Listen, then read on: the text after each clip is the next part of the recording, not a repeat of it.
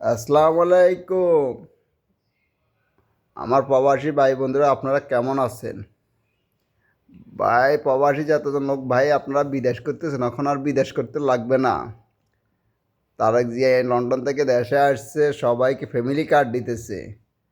Family কার্ডে বলে কেউ দেবে 20,000, কেউ দেবে 7,000, কেউ দেবে 5,000। তো একটা ফ্যামিলির তো 3-4 জন লোক থাকতে পারে। তো মনে করেন আমরা যদি ফ্যামিলি কার্ডে এরকম টাকা পাইতাম, আমরা বিদেশ করে কী লাভ? দেশে থাইকা মা বোন বলে সুখে থাকা তো ভালো, তাই না? তাই চলেন সবাই আমরা ব্যাগ পাওয়ার ছেড়ে দিন, বাংলাদেশে পৌঁছে যাই। যে টাকার অঙ্ক বাড়তে আছে দিন দিন, শুধু ফ্যামিলি কার্ডের উপর।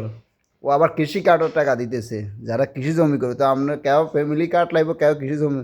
এক ফ্যামিলিতে মনে করেন 50,000 লাগবে, 20,000 করে পাইলে তো এনাফ, তাই না? তো হ্যাঁ, কেউ এটা মাইন্ড করেন না, কারণ বিএমপি যে মিলে বলতে দিতেছে। কিন্তু শেখ হাসিনা আওয়ামী লীগ সরকারও 10 টাকা চাউল খাওয়াইব কই, 17 বছর কাটাই গেছে। ওরকম বিএমপি আসছে ফ্যামিলি কার্ড লইয়া, এই জন্য বলছি। আসসালামু আলাইকুম।